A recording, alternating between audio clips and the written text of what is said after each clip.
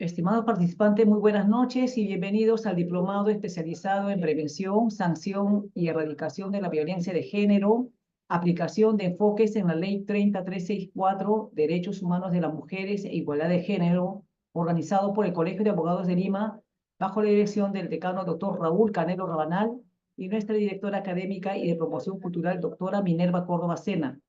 En esta sesión 13 de recuperación, tenemos el privilegio de contar con la destacada participación del doctor Julio César Torres Pineda, quien abordará el tema casos prácticos y jurisprudencia buenas prácticas.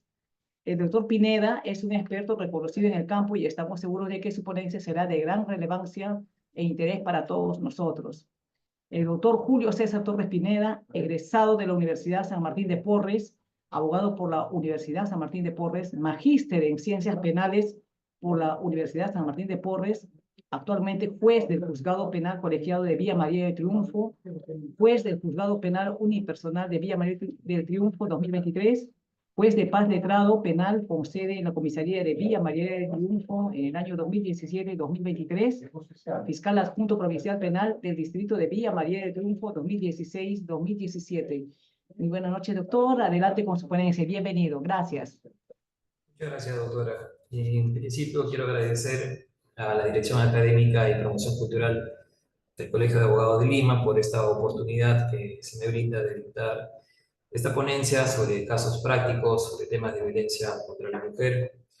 En principio, también saludar a los colegas que están participando en estos momentos en esta ponencia y a ellos, pues, dirigir este tema tan relevante como se ha indicado. Tengo conocimiento, además, que estamos ya finalizando este diplomado sobre temas de violencia contra la mujer, integrante del grupo familiar y violencia de género. En ese sentido, antes de comenzar a proyectar las diapositivas, voy a hacer a manera de introducción un recordaris de lo que de seguro han venido desarrollando en cada una de las sesiones que han tenido en este prestigioso diplomado. Si me corrobora, doctora, ¿se está compartiendo las diapositivas? Sí, doctor. ¿Podría agrandarlo, por favor, su PPT? Gracias. Bien, muchas gracias.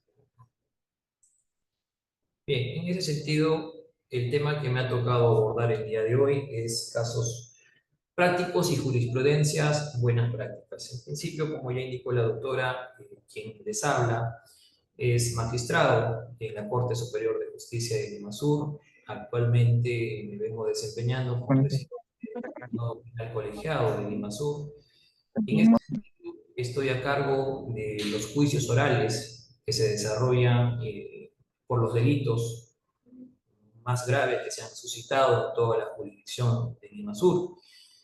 La carga procesal que viene manejando este distrito judicial generalmente es por temas de violaciones, violencia sexual en agravio de menores de edad, personas adolescentes, adultas, pero además también hechos por violencia física, ¿no? Como es la tentativa de feminicidio, casos de feminicidio, casos de violencia contra la mujer en sus formas agravadas. Y es por ello, pues, que he podido adquirir durante este tiempo algunos conocimientos prácticos que en esta oportunidad quisiera compartir también con ustedes. Esta ponencia, como mencioné, voy a comenzar con algunos temas a efectos de poder sentar las bases de lo que se va a desarrollar el día de hoy.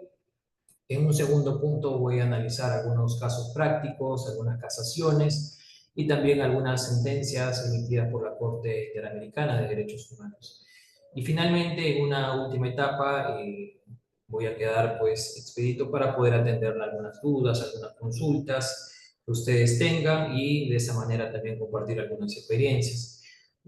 También precisar de que quien habla ha sido también ejercido como juez de paz letrado penal, he estado a cargo también de los procesos de faltas, que también están comprendidos dentro de la ley 30.364, como una forma de proceso que busca prevenir, sancionar y erradicar la violencia contra las mujeres. Así que algunos abogados que de repente tengan su conocimiento o vengan ejerciendo la defensa en el proceso de falta o en los juicios orales que tengan actualmente, bueno, podemos compartir algunas opiniones, algunos criterios y, por qué no, las experiencias que se han adquirido en estos años. En ese sentido, quiero precisar pues que es un honor para mí tocar este tema porque es un tema bastante controversial, bastante relevante actualmente en el Estado peruano, que tiene pues la obligación, porque ha comprendido o ha asumido esta acción de prevenir, sancionar y erradicar toda forma de violencia contra la mujer y los integrantes del grupo familiar. En ese sentido, el panorama actual de la violencia de género en Perú, la violencia de género, es pues una realidad que afecta a mujeres de todas las edades, etnias y condiciones socioeconómicas. Según el Ministerio de la Mujer y Poblaciones Vulnerables, en lo que va del año 2023, se han registrado más de 150 feminicidios y 300.000 casos de violencia familiar. Sin embargo, estas cifras pueden ser mayores debido al sobreregistro y al temor de las víctimas de denunciar. En relación a la importancia de la Ley 30.364, denominada Ley para Prevenir, Sancionar y Erradicar la Violencia contra las Mujeres y los integrantes del grupo familiar, que ha sido promulgada en noviembre de 2015, constituye pues, un hito fundamental en la legislación peruana en materia de protección a los derechos de las mujeres y la lucha contra la violencia de género. Esta ley pues tiene objetivos, tiene alcances. Una de las principales es la prevención, pues a través de esta ley se establecen políticas y programas orientados a prevenir la violencia de género, promoviendo cambios culturales y educativos que fomenten la igualdad y el respeto. Asimismo, también se establece un carácter de protección intuitivo, puesto que busca garantizar mecanismos de protección inmediata para las víctimas, como medidas de protección y restricción contra los agresores. Asimismo, se establece una atención integral, proporciona servicios de apoyo legal, psicológico y social para las víctimas y sus familias. También impone sanciones, puesto que fortalece el marco legal para sancionar de manera efectiva a los agresores, asegurando procesos judiciales justos y expeditos. Del mismo modo, busca eliminar las causas estructurales de la violencia de género mediante acciones coordinadas entre diferentes instituciones del Estado. Las innovaciones y fortalezas de esta ley abarca un enfoque integral y multisectorial, puesto que se reconoce que la violencia de género es un fenómeno complejo que requiere la intervención conjunta de diversos sectores, incluyendo salud, educación, justicia y seguridad. Desde una perspectiva de género y derechos humanos, se establece que todas las acciones y políticas deben incorporar estas perspectivas, asegurando el respeto y promoción de los derechos humanos de las mujeres. También conlleva una protección ampliada, puesto que no solo protege a las mujeres, sino que también a otros integrantes del grupo familiar, como niños, niñas, adolescentes, adultos mayores y personas con discapacidad. Incluye también la participación ciudadana, puesto que fomenta la colaboración con organizaciones de la sociedad civil y comunidades para fortalecer la prevención y atención de la violencia. En cuanto al impacto y avances de la implementación de esta ley, se han venido en los últimos años creando juzgados especializados. Se han establecido juzgados de familias y penales especializados en violencia contra las mujeres y miembros del grupo familiar, con personal capacitado desde un enfoque de género. También se han implementado nuevos centros de emergencia mujer, se ha ampliado la red de estos centros a nivel nacional, brindando una atención integral a todas las víctimas. Se han establecido protocolos de actuación, se han desarrollado protocolos para una respuesta articulada y eficiente entre las instituciones involucradas.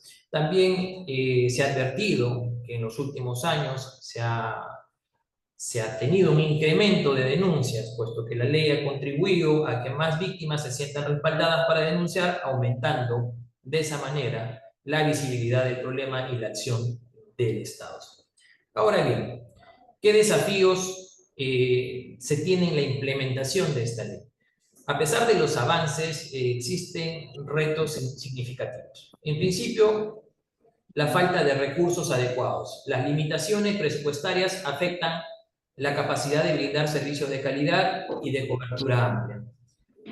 La capacitación insuficiente, puesto que es necesario fortalecer la formación continua de los operadores de justicia y del personal de apoyo en materia de género y de derechos humanos.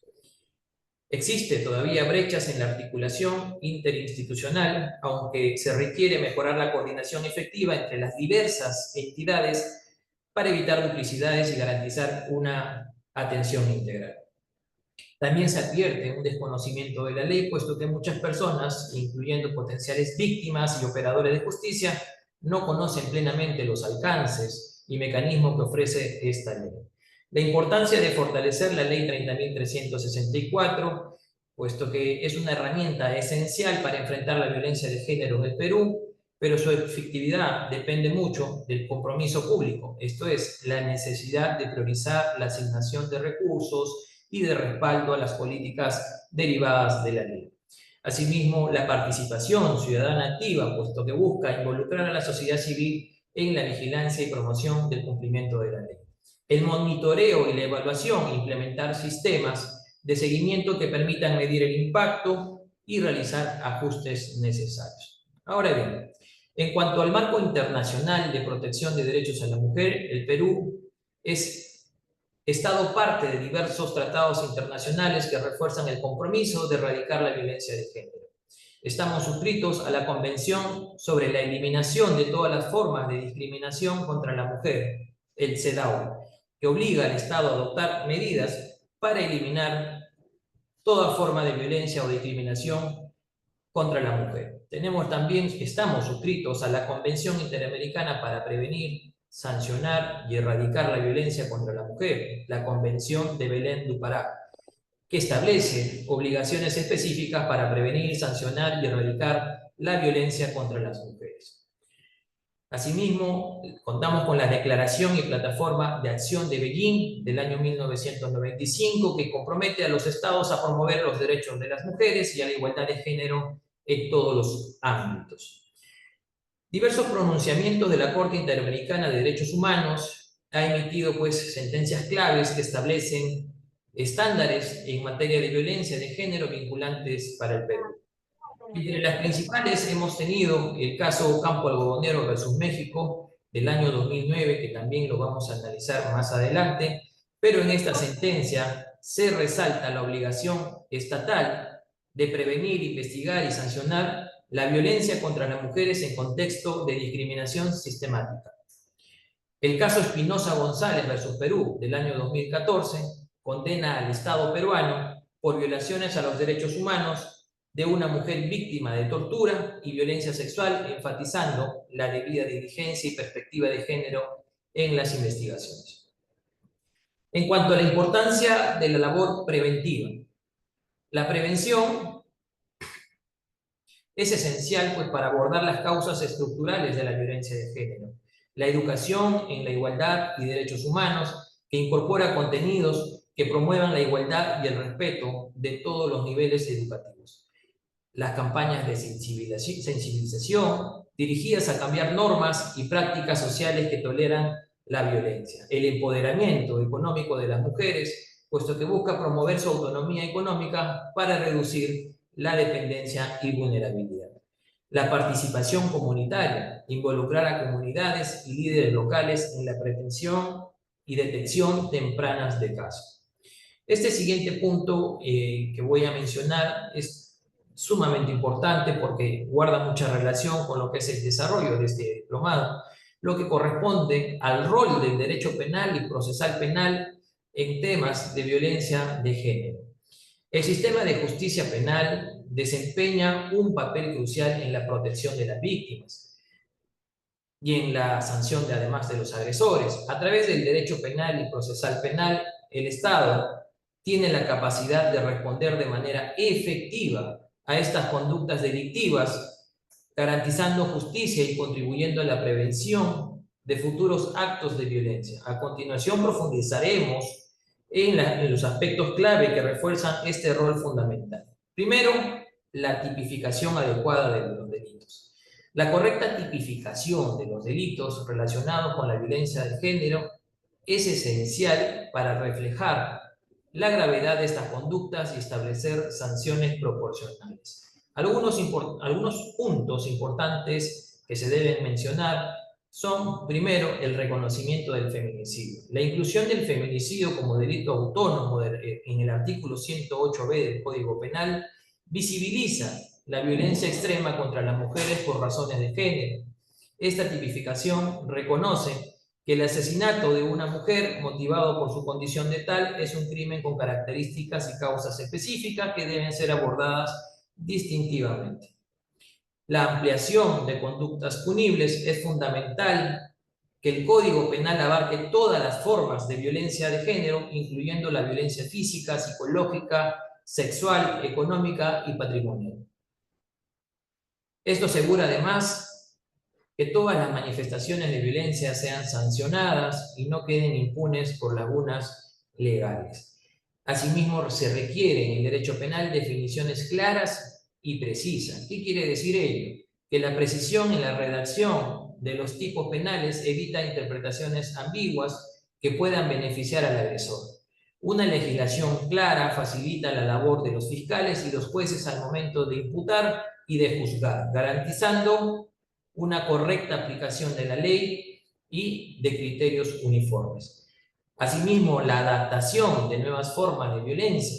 La sociedad evoluciona y con ella surgen nuevas modalidades de violencia, como lo es actualmente la violencia digital o el ciberacoso. El marco legal debe actualizarse continuamente para incluir estas conductas y brindar protección efectiva. En cuanto a la investigación de estos hechos de violencia de género, y además en relación a los procesos judiciales, ya que vamos a ver en los siguientes minutos casos prácticos, vamos a precisar lo siguiente. La debida diligencia es un principio fundamental que obliga al Estado a actuar con prontitud y eficacia en la investigación y juzgamiento en los delitos de violencia de género. Las investigaciones exhaustivas y oportunas deben realizarse de manera completa, recolectando todas las pruebas necesarias y evitando retrasos injustificados que puedan perjudicar el caso o poner en riesgo a la víctima. La perspectiva de género.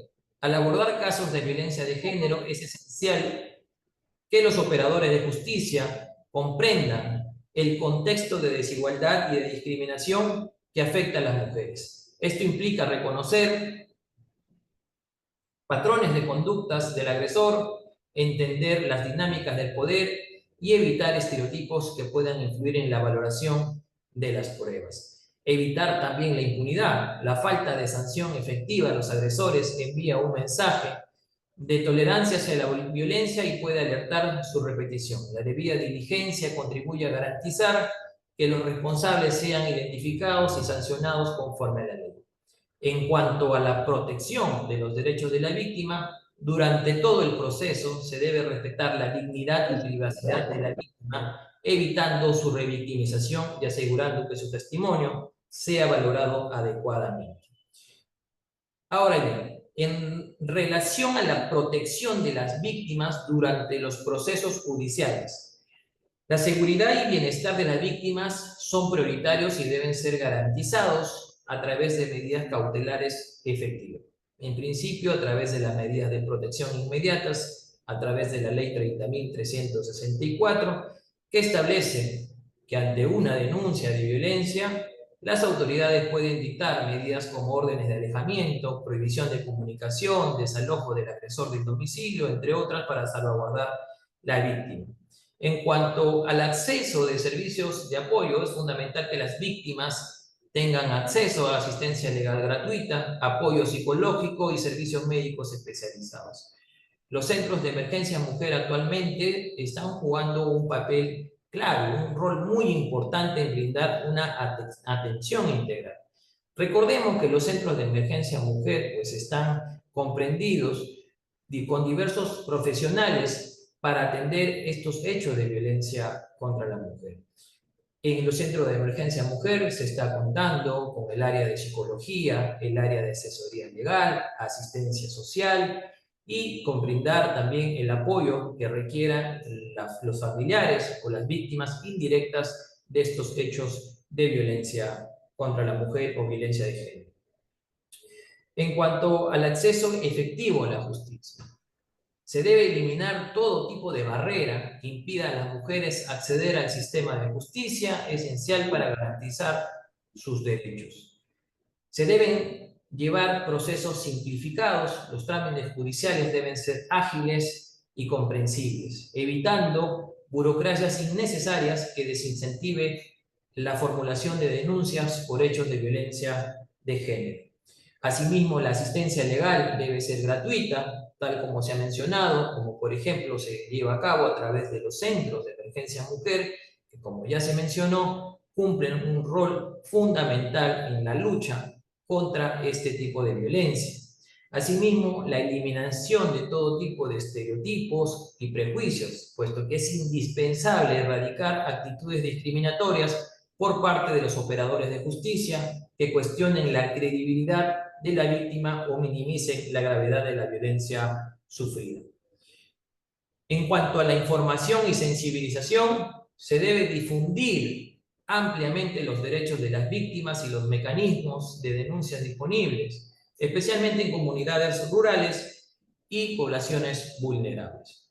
La adaptación cultural y lingüística en un país como el nuestro, multicultural, es necesario que el sistema de justicia sea accesible en lenguas originarias y tenga en cuenta las particularidades culturales de las diversas comunidades. En cuanto a la constante capacitación de los operadores de justicia, la formación continua de jueces, fiscales, policías y demás operadores de justicia resulta ser esencial para una respuesta efectiva. Desde un enfoque de género y derechos humanos, los programas de capacitación deben incluir contenidos que permitan comprender a los operadores de justicia las causas y consecuencias de la violencia de género, así como las obligaciones internacionales del Estado en esta materia. Las técnicas de atención de víctimas desarrollan habilidades para poder entrevistar a las víctimas de manera sensible, evitando su revictimización y obteniendo información relevante sin causar algún daño adicional.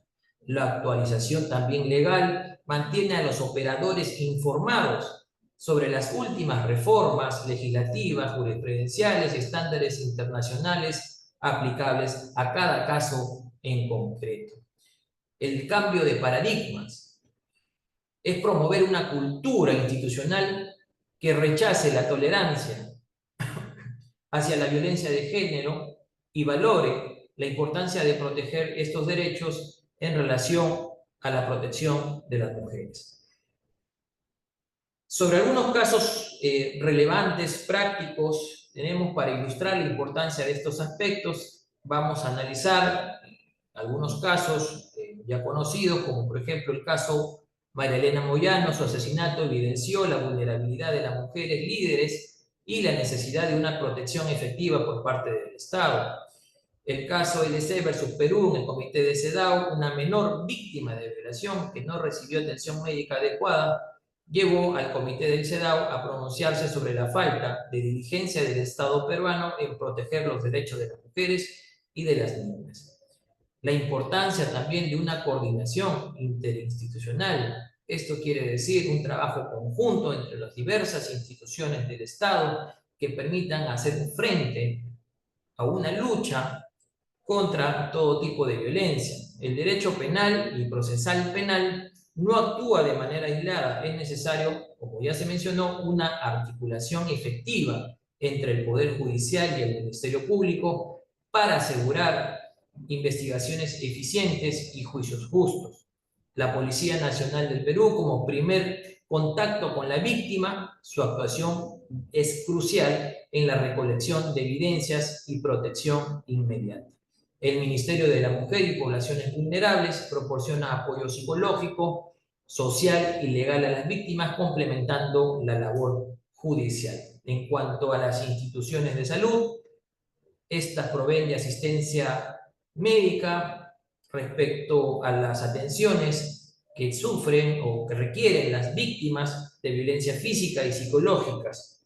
Y en cuanto a los desafíos y oportunidades de las diversas instituciones, debemos tomar en consideración la sobrecarga y limitación del sistema judicial.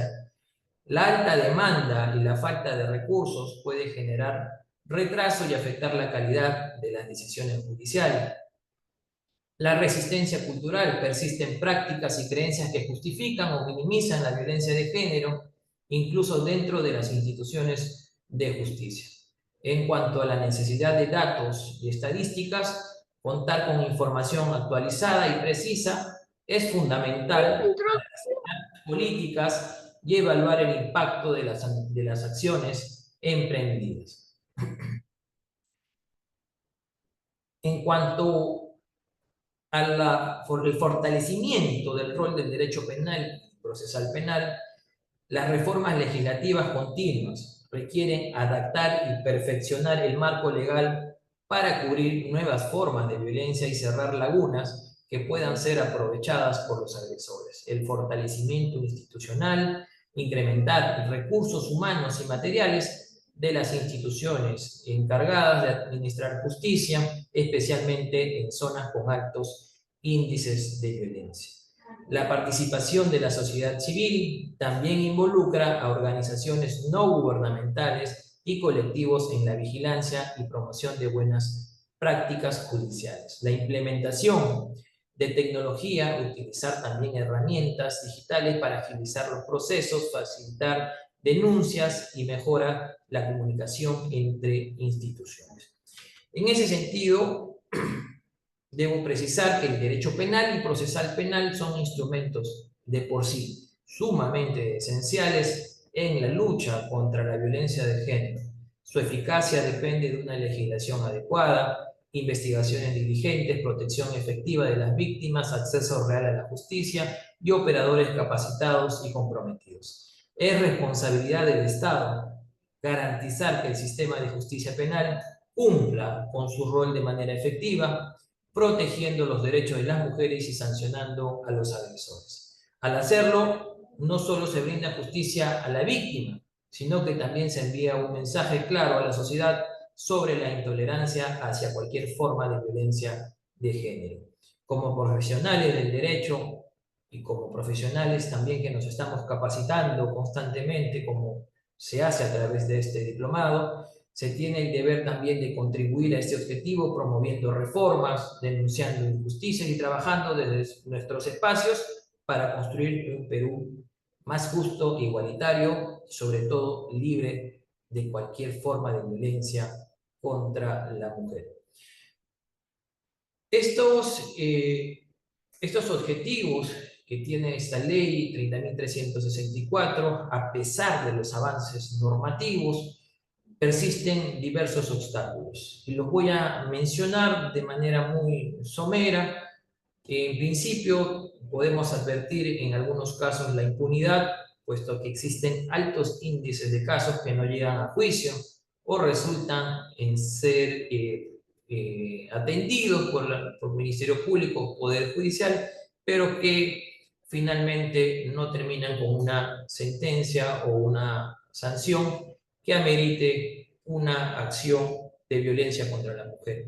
También tenemos que precisar el problema de la revictimización, que generalmente algunas autoridades desconocen y que de manera repetitiva, en reiteradas oportunidades, citan a la víctima de estos hechos de violencia, generando de esta manera su revictimización.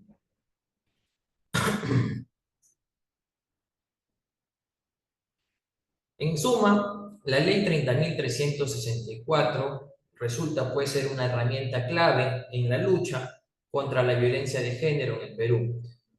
Su correcta implementación y fortalecimiento resultan ser también esenciales para garantizar la protección de las víctimas y la sanción efectiva de los agresores. La erradicación de la violencia requiere un enfoque integral que incluya la prevención, la atención, la sanción y la reparación enmarcado en un compromiso colectivo.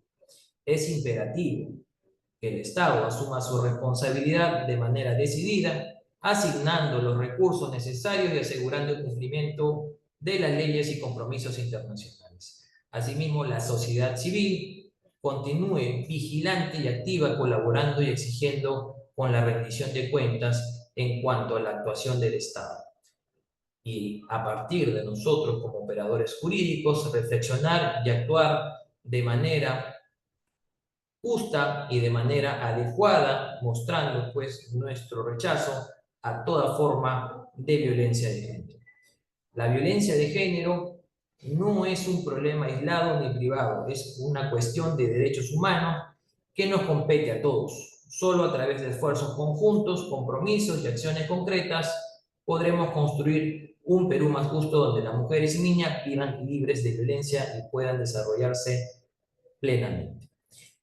Ahora bien, dicho esta parte de manera resumida de lo que seguro han trabajado en sesiones anteriores de este diplomado, hay algunos casos prácticos que he considerado que resulta importante que tratemos, que mencionemos y que finalmente podamos tener unos minutos para poder también compartir experiencias y opiniones sobre los casos que vamos a poder analizar. Ya existe el acuerdo plenario, el número 9 de 2019, que fue pues estableciendo lo que el bien jurídico en los delitos contra la violencia familiar protege. Ha establecido la Corte Suprema a través de este acuerdo plenario que la violencia familiar es o posee un bien jurídico pluriofensivo, puesto que no se protege únicamente la integridad física o psicológica. El fundamento 23 de este acuerdo plenario identifica que el bien jurídico tutelado, por ejemplo, en el delito previsto en el artículo 122b del Código Penal, es pluriofensivo, pero con matices distintos para cada uno de los supuestos citados. En el primer supuesto, esto es para los casos de violencia de género, se protege la integridad física y la salud de la mujer. Concretamente, el derecho de las mujeres a una vida libre de toda forma de violencia, contenido además en la Convención Belém do Pará, la ley y su reglamento, pero principalmente por su inescindible unidad con los bienes jurídicos de la igualdad material y el libre desarrollo de la personalidad de la mujer. El artículo 9 de la Ley 30.364 resalta el derecho a la mujer a estar libre, a ser libre de toda forma de discriminación, estigmatización y de patrones estereotipados de comportamientos, prácticas sociales y culturales basadas en conceptos de inferioridad y subordinación. En ese sentido, podemos establecer que la Corte Suprema establece a través de este acuerdo plenario que lo que se busca o lo que se pretende proteger a través de la sanción de la conducta prevista en el artículo 122b es también la igualdad material y el libre desarrollo de la personalidad de la mujer, razón por la cual queda establecido de esa manera que es un bien jurídico pluriofensivo. En cuanto a las agresiones contra la familia, impedir que un padre vea a sus hijos constituye también una afectación psicológica. La violencia psicológica también es una forma de violencia que debe ser desterrada y que además, pues a través de esta ley que hemos mencionado, la 30.364, su reglamento, pues busca sancionar. Actualmente, en los últimos años hemos podido apreciar cómo es que el tema de la disputa de un menor por parte de los padres pueden causar de alguna manera alguna afectación psicológica en el menor. Por esa razón, en la casación 515-2022 Lima, se precisa que cuando uno de los padres impide que el otro padre vea a su hijo, constituye de una manera una afectación psicológica.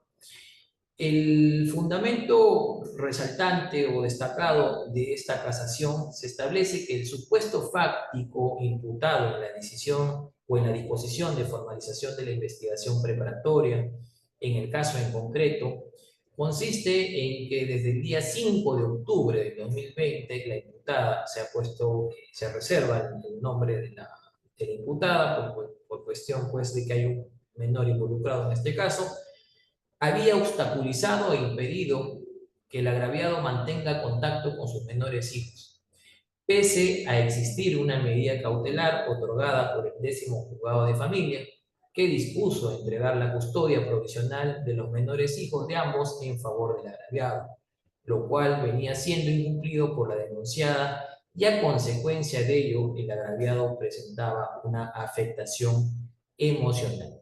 Esa imputación, en los términos expuestos, si contiene la descripción del contexto en el que se desarrolla el accionar de la imputada, es decir, el elemento normativo que causaría la afectación psicológica al agraviado, al precisar que la investigada obstaculizaba e impedía que el agraviado mantenga contacto con sus menores hijos pese a la existencia de una medida cautelar. Es claro que en estos hechos que se está mencionando, se requiere para que constituya un delito el elemento normativo y la existencia de los contextos, pero además que se produzca un resultado, lo que es la afectación psicológica. El suscrito, en alguna oportunidad, cuando ha tenido un caso similar en su conocimiento, pudo advertir que estos hechos, si no arrojan el resultado de la afectación psicológica en el menor, no constituirían delito, puesto que se requiere que haya un resultado, esto es la afectación. Y ahí es donde puedo formular una pregunta. ¿Y qué ocurre en caso de los menores que son impedidos de ver a sus padres, pero que no generan un resultado de afectación psicológica? En algunos países está previsto el delito de alienación parental, puesto que el Código Penal ha podido prever que también de alguna manera lo que se afecta es el bien jurídico familia, puesto que estás desintegrando, estás maltratando psicológicamente a un menor. Muchos de estos casos también, que no arrojan afectación psicológica para ser perseguido por el representante del Ministerio Público como delito, culminan siendo derivados a los juzgados de paz letrados a efectos de que procedan a desarrollar el juicio de faltas por presuntos maltratos psicológicos. Quien habla, cuando ha sido juez de paz letrado, ha tenido también diversos hechos similares a los aquí expuestos, que ha podido también sancionar, puesto que las pericias psicológicas arrojan un maltrato psicológico por parte de aquel padre que ha impedido o ha afectado o ha lesionado esa relación paterno-filial que todo padre tiene derecho. En ese sentido, por esa razón, yo he mencionado este caso para que podamos en algún momento poder conversarlo y también escuchar sus opiniones. Es común también en estos casos de violencia contra la mujer determinar qué tipo de concurso existe entre la agresión con la agravante de contravenir medidas de protección y el delito de desobediencia de la autoridad por infringir medidas de protección. Ya la casación número 2119 del año 2022 del SANTA ha establecido que se trata de un concurso aparente de leyes que se resuelve a través del principio de especialidad. Así lo establece la Corte Suprema, luego de haberse analizado, puesto que, como ustedes podrán haber visto en el Código Penal, el artículo 122b.6, pues también regula en la infracción de las medidas de protección, es decir, esta conducta ya se encuentra subsumida en este tipo penal, pero además de manera independiente se encuentra regulada en el artículo 368. En ese sentido, el legislador y lo que ha previsto es que cuando exista una agresión, pero además un incumplimiento de medidas de protección, estas se subsumen en el artículo 122b.6. Y cuando se traten únicamente de la infracción de las medidas de protección, estas constituirían el delito de desobediencia a la autoridad. Un momento, por favor.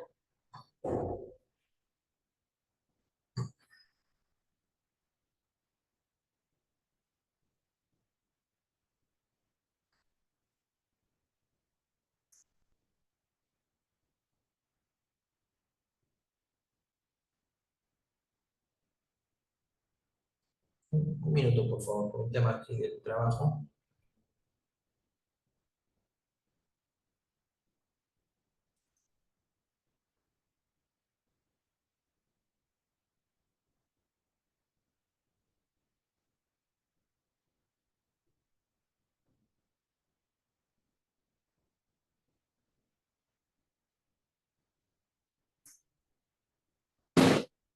Bien. En cuanto a las diferencias entre tentativa de feminicidio y agresiones, tenemos la casación 1177 del año 2019, que establece que la violencia contra la mujer constituye una grave afectación a los derechos fundamentales, es una expresión proterva de conductas discriminatorias que afectan a la sociedad peruana y particular a la mujer. Ante esto, el Estado formuló e implementó medidas para prevenir, sancionar y erradicar la violencia contra las mujeres y grupo familiar, como la ley número 30.364. En el caso analizado, el fiscal impugnante planteó un recurso interpuesto que la sentencia de segunda instancia se emitió con una indebida aplicación del artículo 122b del Código Penal, que describe la conducta de agresión contra las mujeres o integrantes del grupo familiar, considerando que el tipo penal aplicable por los hechos imputados era el delito de feminicidio en grado de tentativa, regulado por el artículo 108b, inciso 1 del Código Penal. Ambos delitos constituyen modalidades criminalizadas de la violencia contra la mujer por su condición de tal, también denominada violencia de género. Sin embargo, en el caso en concreto, se evidenció que el hecho imputado no correspondía al delito de feminicidio en grado de tentativa, sino al delito de agresión contra la mujer en el contexto de violencia familiar. Y esto se determinó a partir del arma empleada, puesto que se le imputaba haber agredido a la mujer con un arma filocortante. Sin embargo, esta situación o este hecho no fue acreditado en el juicio. Finalmente, en las sentencias que se emitieron sobre delitos vinculados a la violencia de género, se tuvo que disponer la adopción de medidas de protección y recuperación a fin de salvaguardar la integridad de la víctima y resolver los efectos negativos del conflicto penal sin perjuicio de comunicarlo al juez de familia correspondiente. Ahora bien, también existen ya pronunciamientos en el recurso nulidad 2030-2019 Lima, que ha establecido que no hay delito de lesiones por violencia familiar. Los agraviados mayores de edad, si son parientes del imputado, no dependían de él ni domiciliaban con él. Esto nos precisa una vez más que para la existencia de un delito en el contexto de violencia familiar, se tiene pues que acreditar esta dependencia, esta subordinación, este abuso de confianza o de poder. En esta sentencia condenatoria se destaca que los agraviados eran personas mayores de edad, formaban una unidad familiar y no domiciliaban ni estaban bajo ningún tipo de dependencia con el imputado. Es verdad que este último era padre del agraviado y suegro de la agraviada, pero aun cuando existía una relación de parentesco, no se presentaba una circunstancia asimétrica en sus relaciones mutuas. Incluso, en el caso en concreto, existía una deuda que fue la que originó la agresión del imputado respecto al agraviado. La agraviada resultó lesionada, pero a propósito de una situación agresiva en que trató de intervenir para separar a su esposo y por ello resultó con 2 heridas cortantes defensivas. Siendo así, es de subsumir correctamente el tipo penal cometido y luego imponer una condena condicional al no existir datos que permitan estimar que la medida no impedirá en el futuro la comisión de otros delitos.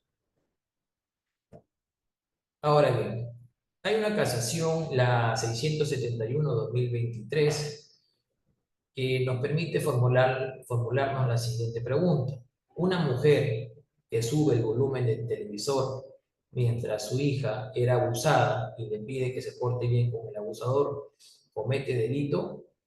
La Corte Suprema ha establecido que en este caso el artículo 327 del Código Procesal Penal no es aplicable o no era aplicable al caso en concreto por 3 razones. Primero, precisar que el artículo 327 hace mención a la denuncia o quienes están obligados a denunciar.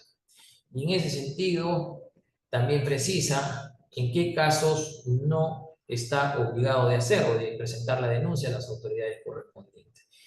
La Corte Suprema estableció que esta excepción no le era aplicable a la imputada, primero porque la encausada, Canto Mercado, no era una ciudadana ajena al delito, sino intervino en su perpetración bajo un criterio de imputación de omisión impropia.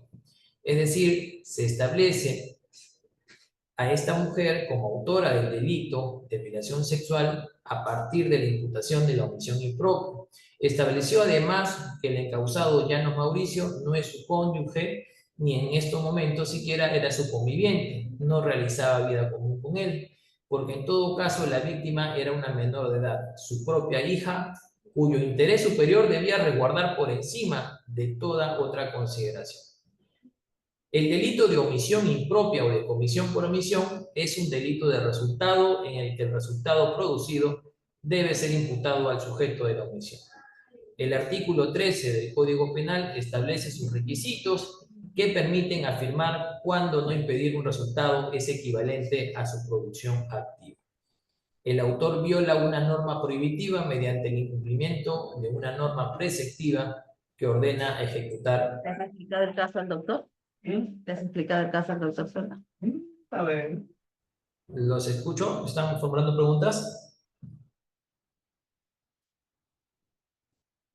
No, doctor, se filtró el audio. Ya, doctora, ¿podemos tomar el break en este momento para luego continuar con los casos internacionales? Claro, doctor. ¿Cuánto tiempo, doctor? ¿20 minutos? Sí, está bien, lo establecido. Ya, correcto. Entonces volvemos, doctor, en 20. Gracias. Bien, perfecto, doctora.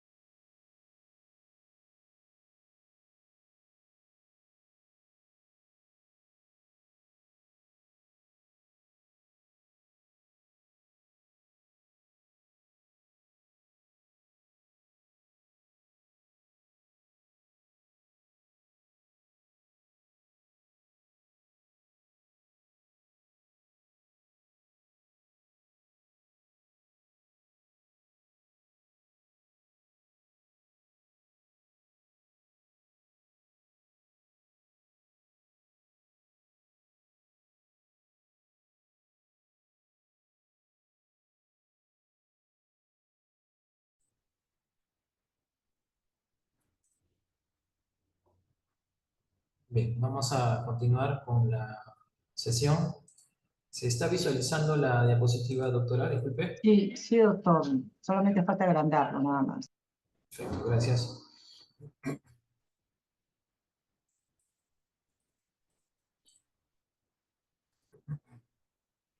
Bien, ahora nos toca tocar algunos casos internacionales, sobre todo los que ha emitido la Corte Interamericana de Derechos Humanos, que es sumamente importante que nosotros también conozcamos, porque eso también forma parte de conocer los pronunciamientos de la Corte Interamericana y que también son vinculantes pues, al Estado peruano. En ese sentido, voy a mencionar, ya por cuestiones de tiempo, de manera somera, lo que la Corte ha emitido en cuanto a su pronunciamiento en el caso Rodríguez Pacheco y otra versus Venezuela. A partir de este caso se establece lo que es el caso de violencia obstétrica. El contexto de los hechos es que se remonta al 12 de agosto de 1998, cuando Rodríguez Pacheco, médica de profesión, ingresó con 39 semanas de gestación a una clínica privada para un control prenatal, cuyo doctor le advirtió de la existencia de un embarazo de alto riesgo por una diversidad de motivos.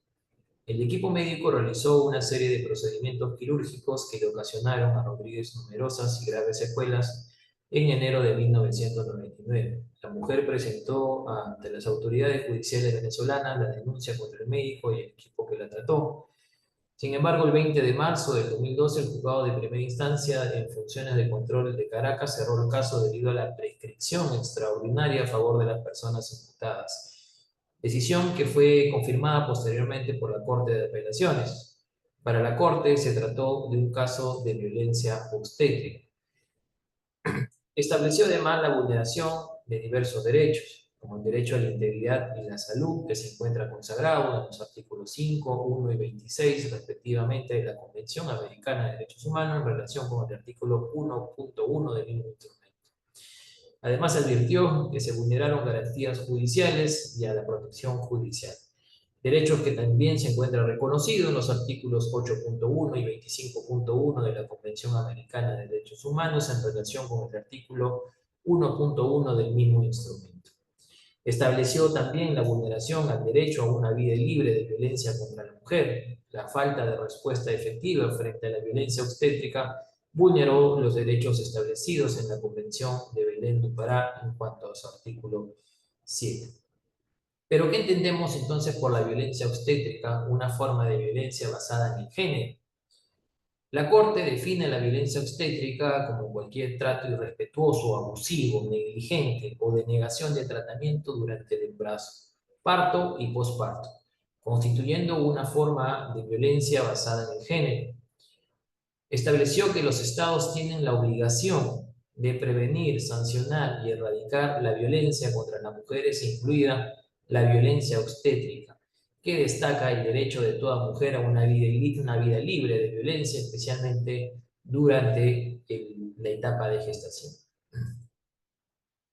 ¿Qué dispuso la Corte? Investigar a los funcionarios irregularidades y luego de un debido proceso aplicar las sanciones administrativas, disciplinarias o penales correspondientes. Asimismo, que se adopten las medidas necesarias para que los órganos del Poder Judicial y del Ministerio Público desarrollen programas de capacitación en la investigación de posibles casos de violencia obstétrica, teniendo en cuenta los estándares interamericanos sobre la materia. Estableció desarrollar programas de formación dirigidos a los estudiantes de medicina y profesionales de salud reproductiva sobre los derechos a la salud materna de las mujeres y prevención de casos de violencia obstétrica. En el caso Angulo Lozada versus Bolivia, que es un caso de violencia sexual de una menor de 16 años, la Corte Interamericana consideró que las disposiciones normativas penales relacionadas con la violencia sexual deben contener la figura del consentimiento como su eje central. Es decir, para que se perpetre el delito de violación no se debe exigir la prueba de amenaza, uso de la fuerza o de la violencia física, sino que resulta suficiente que se demuestre mediante cualquier medio probatorio idóneo que la víctima no consintió el acto sexual. El contexto de los hechos es que Brisa de Angulo Lozada... Por primero penal, se denomina proceso selectivo. ¿No le escucho, doctora?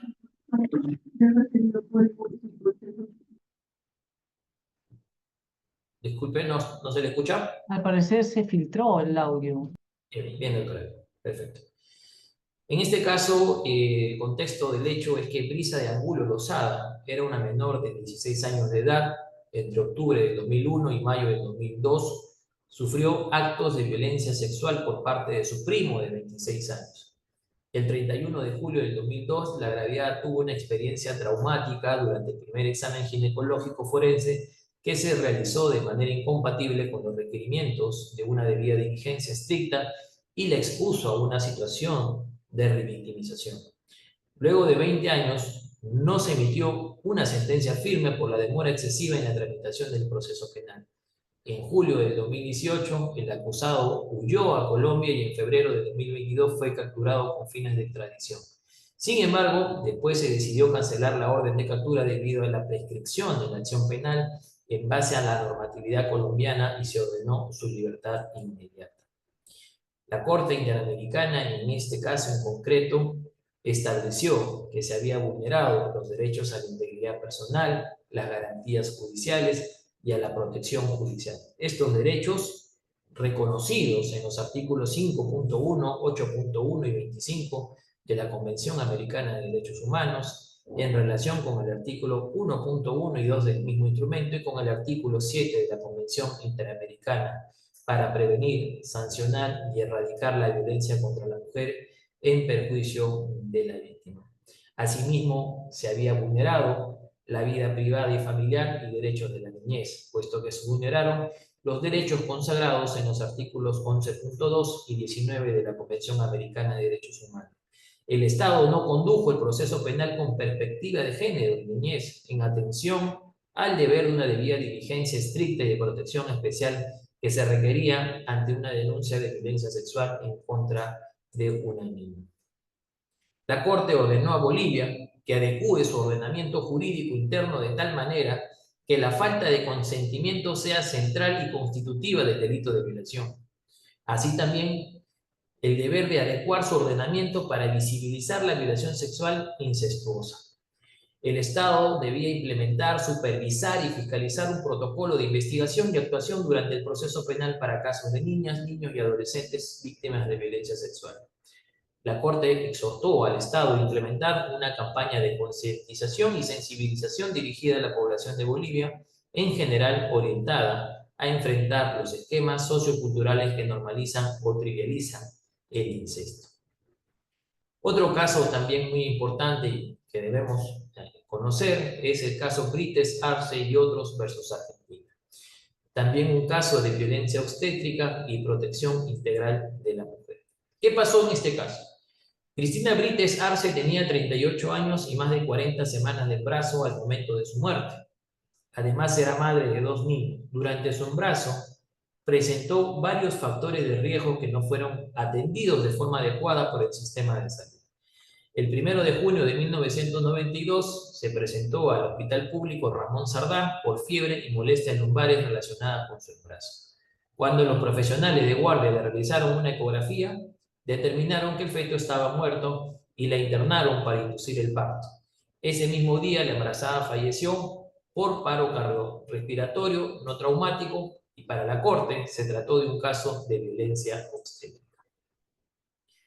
La Corte una vez más señala que la violencia obstétrica es ejercida por los encargados de la atención en salud sobre las personas gestantes durante el acceso a los servicios que tienen lugar en el embarazo para parto y posparto, que se expresa en un trato deshumanizado, en la denegación de tratamiento e información completa sobre el estado de salud y los tratamientos aplicables, en intervenciones médicas forzadas o coaccionadas y en la tendencia a patologizar los procesos reproductivos naturales, entre otras formas. Estableció también que en el caso en concreto se habían vulnerado los derechos a la integridad, a la salud, garantías judiciales, a la protección judicial, derecho a la integridad personal, como a la protección a la familia y el derecho a la niñez. Como reparación, la Corte estableció y ordenó como medida de reparación integral el pago de una suma de $64.000 a los hijos de Brites Arce por concepto de gastos de tratamiento psicológico y o psiquiátrico. Como garantía de no repetición, ordenó al Estado diseñar una campaña de difusión orientada a visibilizar los derechos relacionados con el embarazo, el trabajo de parto y el posparto, las situaciones que pueden configurar casos de violencia obstétrica y el derecho de las personas gestantes a recibir una atención en salud humanizada.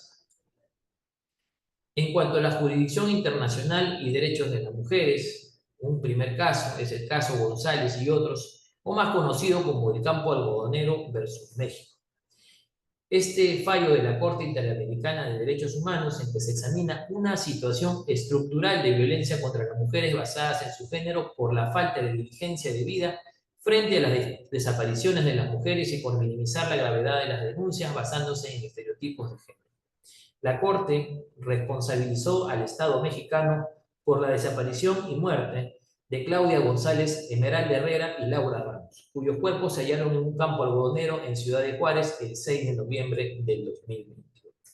En el caso Belis Franco y otros versus Guatemala, el caso fue sometido a la Corte y se relaciona con la falta de respuesta eficaz del Estado a la denuncia presentada el 17 de diciembre del 2001 por Rosa Franco ante el Ministerio Público para denunciar la desaparición de su hija María Belis Franco, de 15 años de edad, así como las posteriores falencias en la investigación de los hechos. La Corte concluyó durante la investigación muerte de la niña, la falta de indebida diligencia cuando fue reportada desaparecida y fallas en la preservación de la escena del crimen, así como deficiencias en el manejo y análisis de la evidencia recolectada. Un tercer caso es el caso Barbosa de Sousa versus Brasil. El caso trató también sobre el feminicidio de María Barbosa de Sousa, ocurrido en junio de 1998. La Corte determinó que se dio una aplicación indebida de la inmunidad parlamentaria y esta se convirtió en un mecanismo de impunidad, haciendo ilusorio el acceso efectivo a la justicia de los familiares de la víctima. Se presenció desigualdad de género en las investigaciones y no se respetó el plazo razonable en la investigación y tramitación del proceso penal. Un cuarto caso es el caso Brites, Arce y otros versus Argentina, en el cual la Corte responsabilizó a Argentina por un caso de violencia obstétrica que se remonta a 1992, cuando una mujer de 38 años falleció después de que le indujesen al parto. Se trató de una sentencia histórica, pues es la primera vez que la Corte reconocía que la violencia obstétrica es una forma de violencia basada en género. Y un quinto caso, Opus versus Turquía. En este caso, el Tribunal Europeo de Derechos Humanos resolvió un caso de violencia doméstica y feminicidio, declaró que Turquía había faltado a su deber de implementar y aplicar de manera efectiva un sistema para castigar la violencia doméstica y proteger a las víctimas. Por primera vez, el Tribunal Europeo de Derechos Humanos afirmó que la violencia doméstica es una forma de violencia de género y una forma de discriminación hacia las mujeres. En el caso Tapiz, Italia, en este caso se trataba sobre la violencia doméstica sufrida por la reaccionante, una madre de familia que derivó en el asesinato de su hijo y en un intento de homicidio contra ella misma. El Tribunal Europeo resolvió que se vulneró el derecho a la vida en cuanto a la muerte del hijo del accionante y a la tentativa de homicidio contra ella, e indicó que las autoridades italianas, que no actuaron rápidamente tras la presentación del apelante, crearon un contexto de impunidad favorable a la repetición de actos de violencia.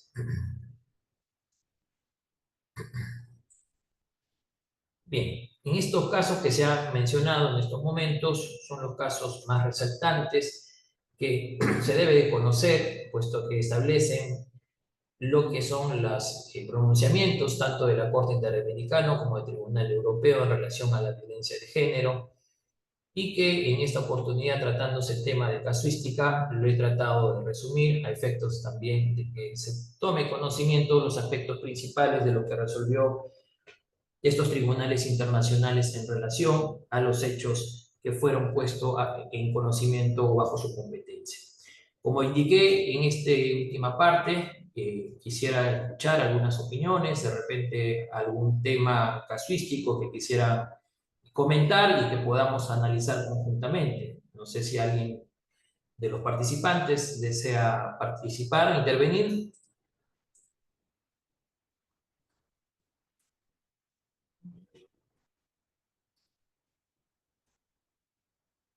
Por favor, a todos los que desean participar, encender su micro.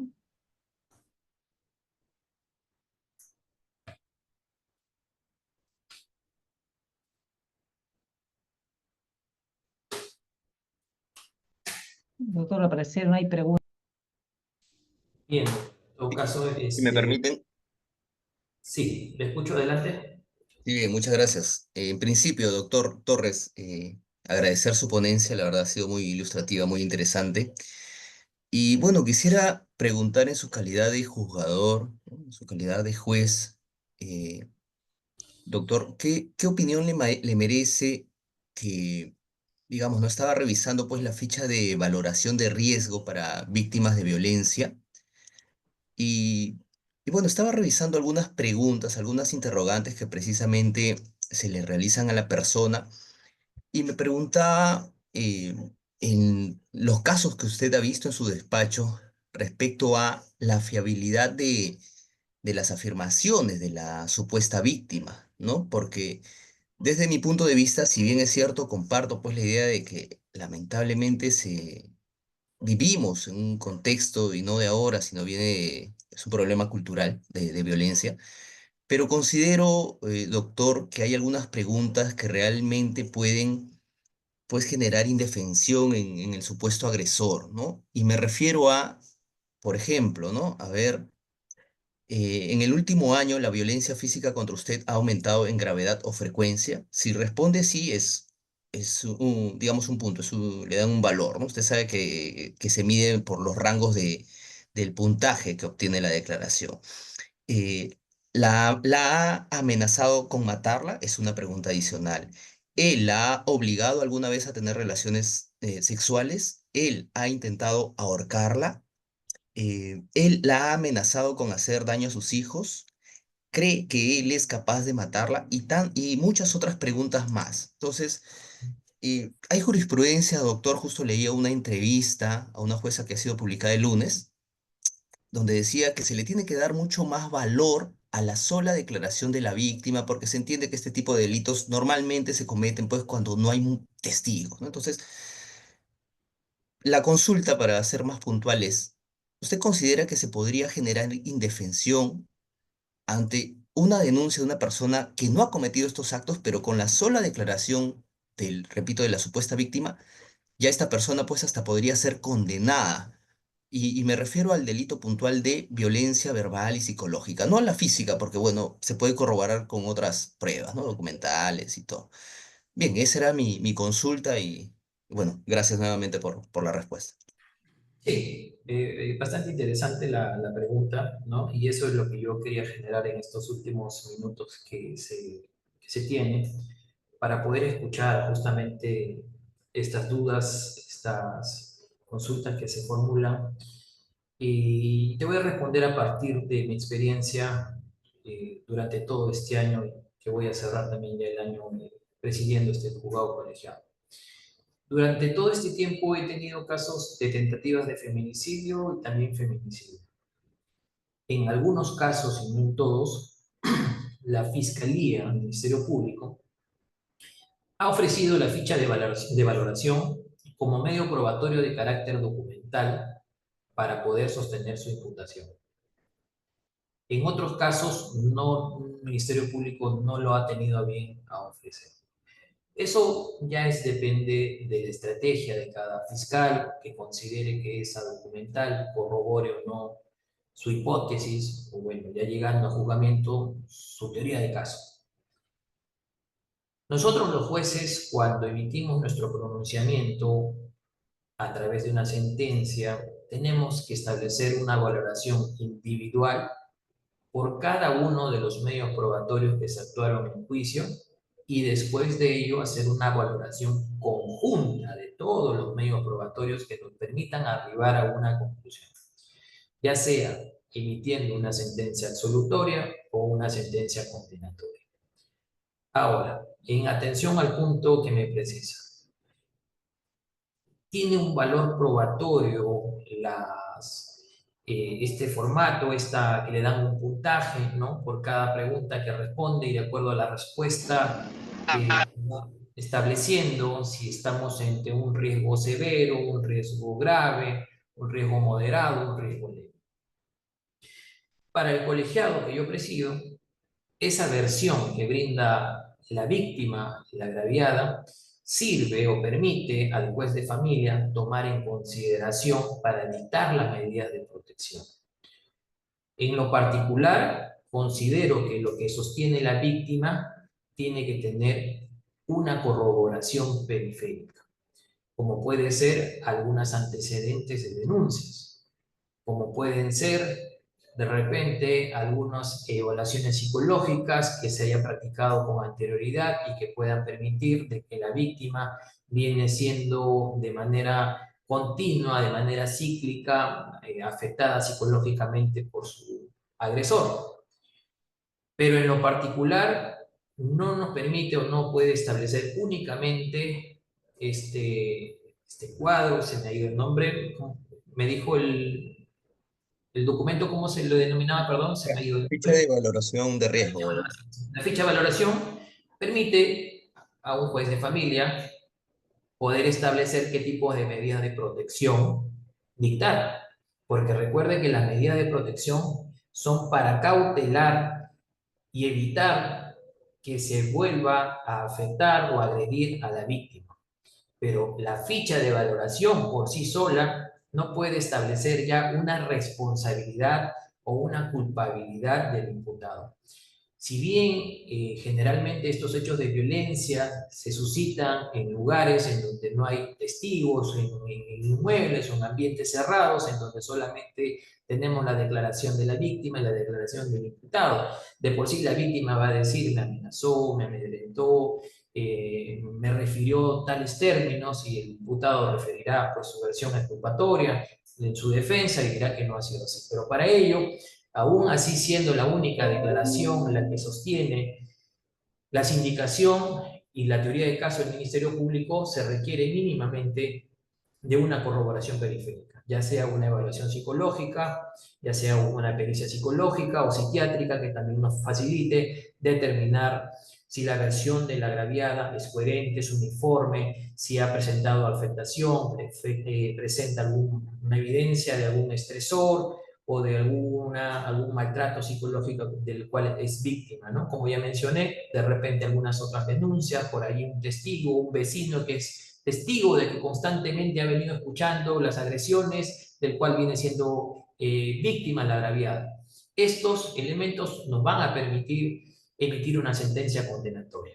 Pero la ficha de valoración de por sí considero de que permite únicamente al juez de familia emitir medidas de protección, pero que también pueden ser corroborados a nivel de juicio oral. Por esa razón, algunos fiscales no lo presentan como medio probatorio documental y prefieren presentar pericias, prefieren presentar alguna declaración de testigos y no basándose únicamente con esta ficha de valoración.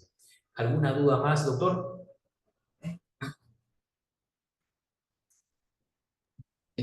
Bien, doctor, solo una repregunta. Sí, agradezco la respuesta.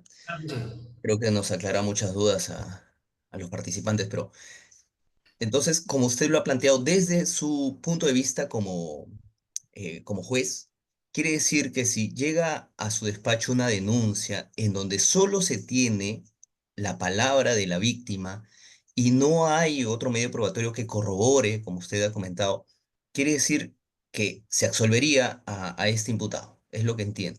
Cada caso en concreto tiene una particularidad. Como le digo, nosotros nos ceñimos por lo que establece el Acuerdo Plenario 2-2005, que establece que la sindicación de la agraviada, de la víctima, aún siendo único testigo de los hechos, puede permitir condenar, pero tiene que cumplirse los presupuestos. Lo primero, la incredibilidad subjetiva. Segundo, la corroboración periférica. Y por último, la persistencia en la incriminación. Ha pasado casos, como le menciono, ahora último he tenido un caso de tentativa de feminicidio, en el cual la víctima, quien el agresor intentó quitarle la vida con el empleo de un cuchillo, en donde intentó cortarle el rostro y la parte de la yugular, y esta mujer se defendió y únicamente resultó con lesiones en las manos. Para la defensa, sí hubo una agresión, pero que debe ser calificada como lesiones. Para el Ministerio Público, esas lesiones que tenía en la mano fueron causadas en su defensa que ejerció la víctima para evitar que el acusado o el imputado le corte el rostro y la yugular. Tenemos en ese sentido dos posiciones. ¿Qué pasó? La agraviada no vino a juicio oral y solamente tuvimos su declaración que rindió a nivel preliminar. Y este caso que menciono es un caso mediático, no voy a mencionar el nombre de las partes, un caso que incluso yo lo busqué por YouTube, por Google, y sin efecto, pues tuvo una repercusión mediática y pude ver pues las declaraciones que rendía la víctima a los medios de comunicación. Pero finalmente no se ratificó y no vino a juicio oral. Ya hemos emitido la sentencia condenatoria porque aún así no haya venido la agraviada a juicio oral a ratificarse, hubieron otros elementos periféricos que nos pudieron llevar a esa conclusión. ¿Cuáles son? La pericia psicológica, que en el momento que se le practicó, el momento de los hechos, pudo advertir la psicóloga que era una persona víctima de violencia y que la declaración que rendía en ese momento la víctima ante ella era una declaración creíble, era una declaración uniforme, espontánea y que estaba libre de alguna manipulación o por alguna rencilla. Estos puntos, estos datos, esta información corroboradas también con algunos peritos que vinieron, porque vinieron peritos biólogos, vino el perito psicólogo, y vino, perdón, el perito médico legista y nos explicó sobre las lesiones. Y en efecto también se pudo corroborar que las lesiones que presentó en las manos eran por la defensa que ejerció la víctima para cautelar su vida. Entonces, eso eran indicadores que nosotros vamos construyendo a partir de esta información, corroborando así la teoría del caso del Ministerio Público y por ende hace 2 semanas hemos emitido una sentencia condenatoria. Por eso le digo, cada caso en concreto tiene su propia particularidad.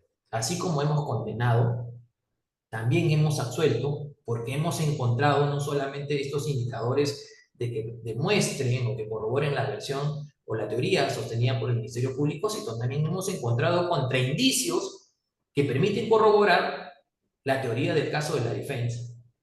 Y ante indicios y contraindicios se genera una duda, y ante esa duda, lo que dice la Constitución, lo que dice es que la duda favorece al réu. En ese sentido hemos emitido también sentencias condenatorias, pero tratamos de ser bastante minuciosos, bastante acuciosos en el momento que escuchamos a los testigos, peritos, que nos brindan la información y nos llevan a nosotros a tener la idea de cómo se pudo perpetrar el hecho. Esa sería mi respuesta, doctor, ¿no? Hay que analizar en cada caso en concreto, como yo también le explico, cuando he estado como juez de penetrado en faltas, muy poca actividad probatoria se produce. Y le comento ello porque no interviene el Ministerio Público en las faltas. Quien tiene el ejercicio de esa acción privada es la propia víctima. Pero ¿qué es lo que ocurre?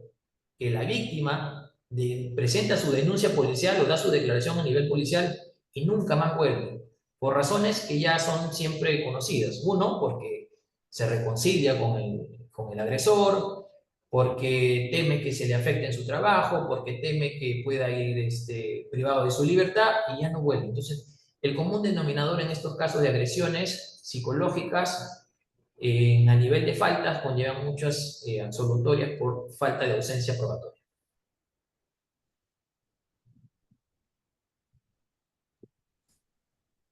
Doctor, solo si me permite agradecerle de verdad la respuesta. Creo que todos hemos eh, obtenido muy buena información gracias a ello. Nuevamente, Si hubiera alguna pregunta adicional, gustoso de responderlo, de repente algún caso, ¿no? La doctora Mariela está levantando la mano, doctor. Doctora Sí, Mariela. mucho. Gracias, doctor. Ante todo, agradecerle por su ponencia, doctor. Doctor, quisiera comentarle una casuística, ¿no? En razón a la casación que he hecho mención, bueno, ahorita no recuerdo el número, pero me trae a la memoria este caso, ¿no? En este caso es un caso donde el agraviado es un varón, ¿no? Estamos entre la violencia contra los integrantes del grupo familiar. La agresora, en este caso, es la ex esposa. O sea, el agraviado se casa nuevamente, ¿no? Y a raíz de que se casa, incluso desde antes que da a conocer su relación, empieza una serie de, por decir así, de acosos, de violencias, de decir la casa es de la hija, porque han tenido una hija, es la casa, ándate de ahí, ándate a vivir a otra parte con tu nueva esposa, deja de la casa a tu hija, constantemente, ¿no? Hasta que resulta que le dice el llega un momento en que le dice, le presenta por correo electrónico un informe, o bueno, un informe más que nada no, sino una constancia psicológica de un centro particular en donde le dice que su menor hija tiene depresión, no recuerdo el grado, pero tiene depresión. Entonces, no, la pregunta también sería en este caso, ¿un psicólogo puede pedir un diagnóstico de depresión? Bueno, no, bueno, eso ya lo dejo ahí. Pero en todo caso presenta eso y le dice que no lo puede ver hasta que, hasta que el médico, o en todo caso el psicólogo ¿no? Le dé de alta o en todo caso opine que ya está en condiciones de ver. O sea, y le quita toda comunicación con su padre. O sea, el padre escribe al WhatsApp, la niña tiene 14 años, escribe, y la niña también es como si no existiera, no le responde. Entonces, ese es más o menos el caso. En este caso, y el agraviado pasa el examen psicológico, el peritaje, y sale que tiene afectación, pues afectación emocional debido a este hecho, ¿no? Entonces la pregunta, doctor, sería, ¿cómo en este caso se puede acreditar el contexto, ¿no? Los contextos.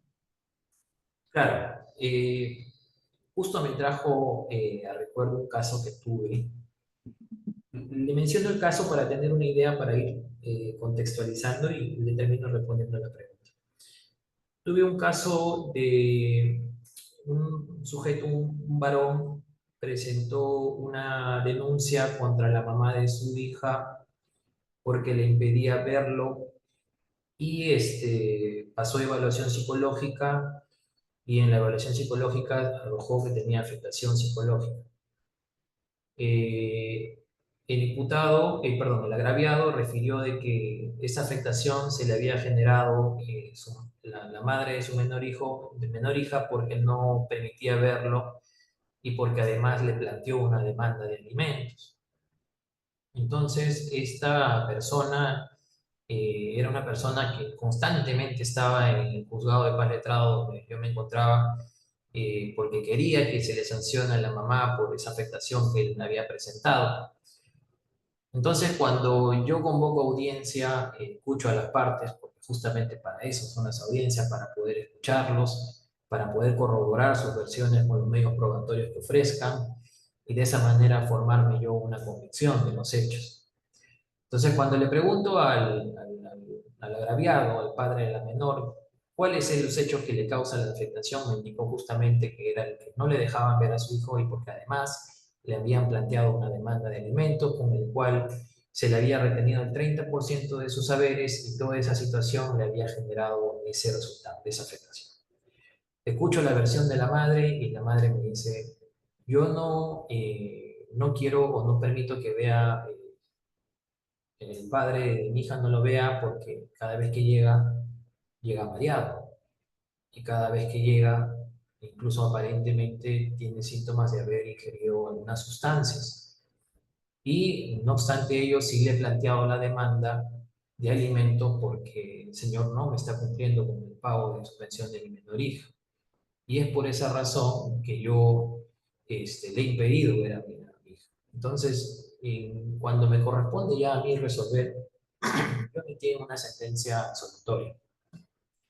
En el sentido de que el hecho de que la madre haya ejercido un derecho, primero en cuanto a la pensión de alimentos, porque ese es un derecho, presentar una demanda cuando el padre no cumple con el pago de pensión de alimentos de sus hijos.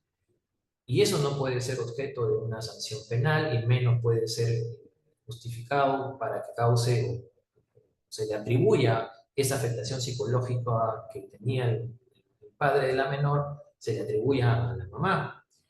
Pero además, cuando ella refiere de que el padre llegaba mareado en aparente estado de haber consumido alguna sustancia, presentó algunas fotografías e imágenes de videos que se pudo visualizar y ella también me permitió establecer que, en efecto, llegaba a un estado inapropiado para poder estar al lado de una niña de 3 años, ¿no?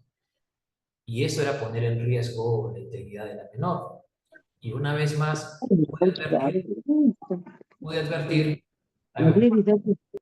la persona de Amelia, Susana, tiene su audio abierto o está participando, no se le logra escuchar.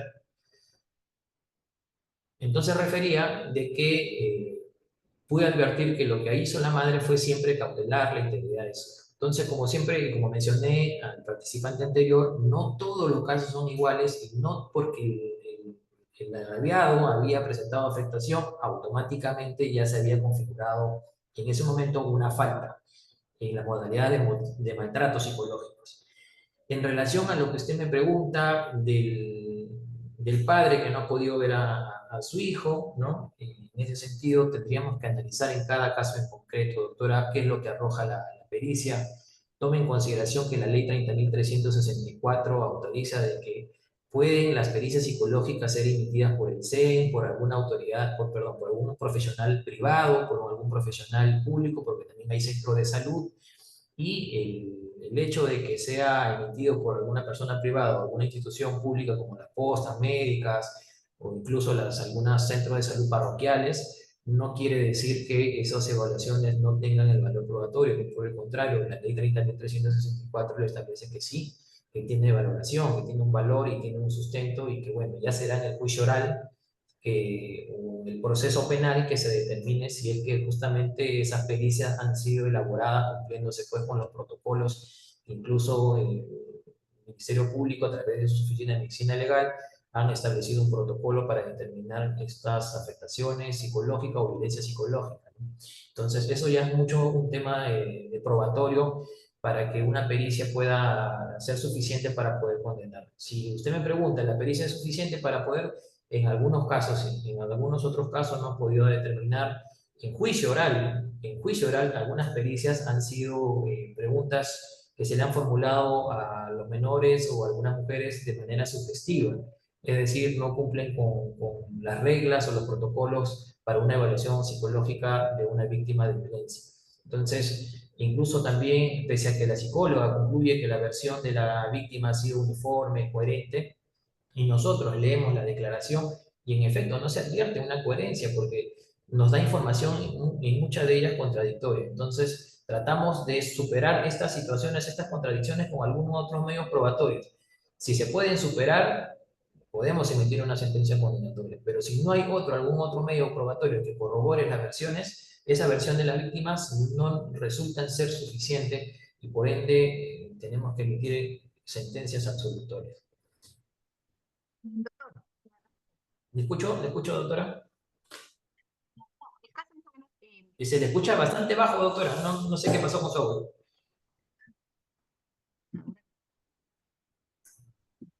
No ahora se se le... me, ahora creo que sí, porque ya lo subí. ¿Aló? Sí, ahora sí se le escucha un poquito mejor, sí.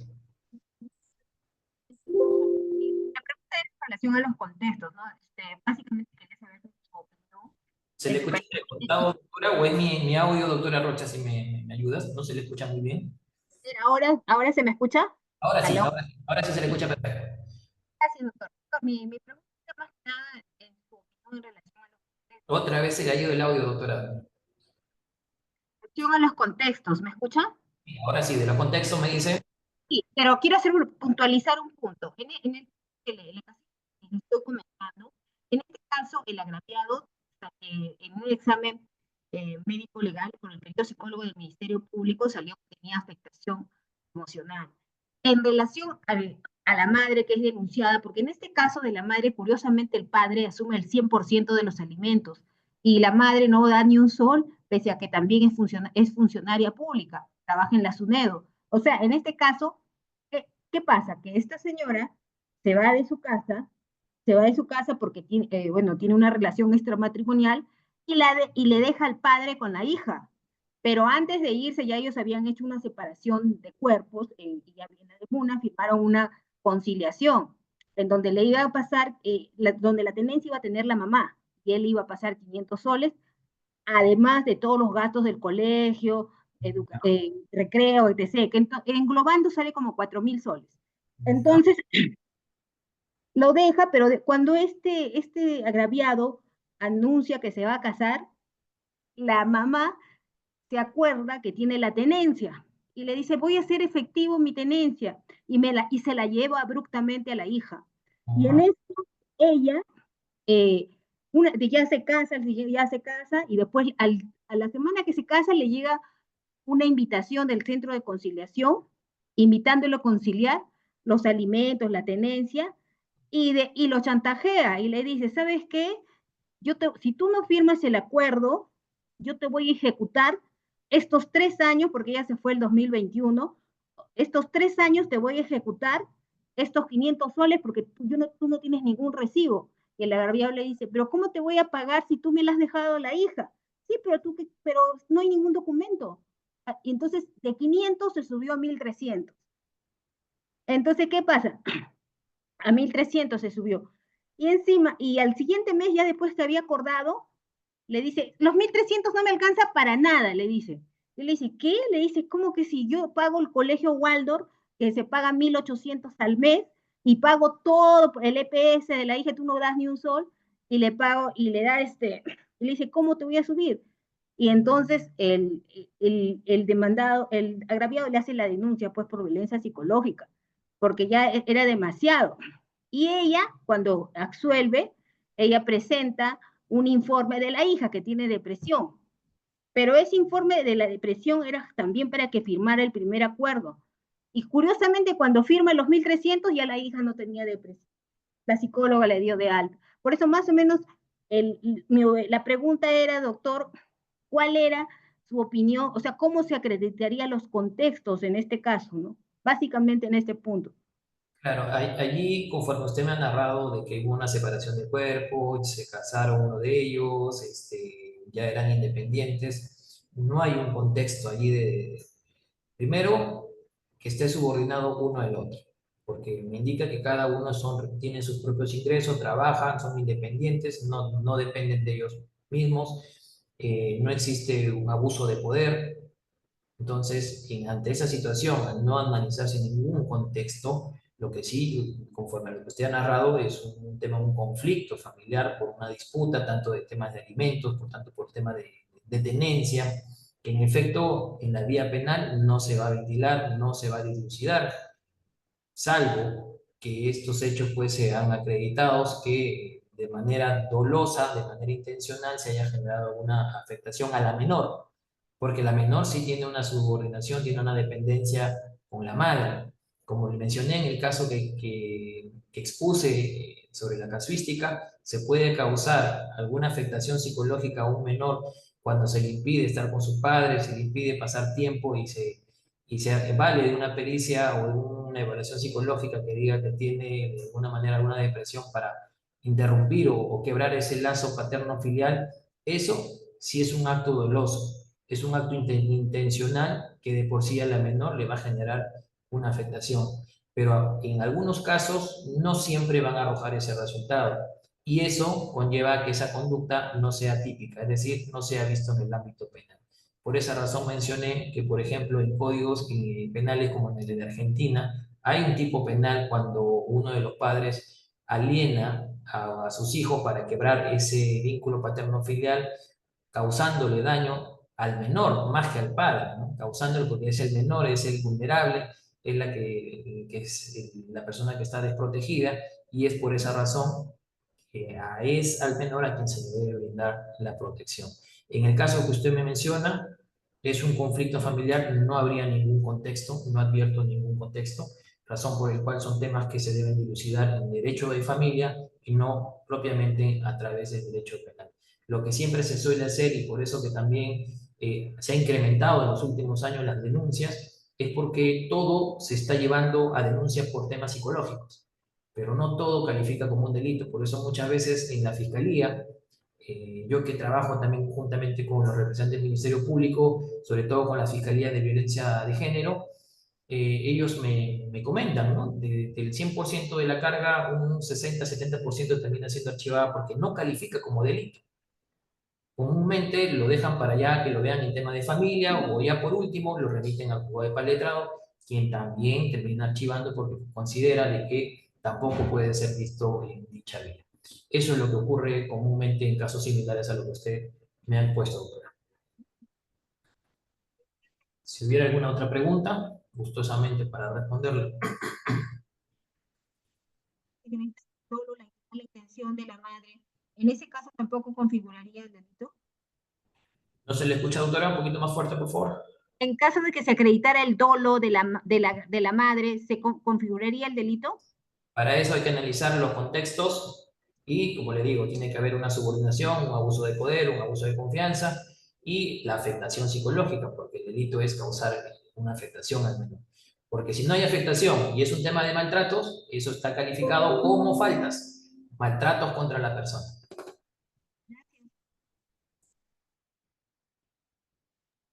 Gracias. A usted, doctora. Doctora, Rocha, creo que no hay más Bien, preguntas. ya no hay preguntas. Bien, doctor Julio César Torres Pineda, le damos las gracias a nombre de la Dirección Académica y Promoción Cultural por su brillante ponencia. Asimismo, le haremos entrega de su diploma, reconociendo su participación, y lo vamos a coordinar en el interno. Agradecemos también a todos los participantes y que tengan buenas noches. Una vez más, gracias, doctor. Buenas noches con todos, un gusto. Hasta una próxima oportunidad. Buenas noches.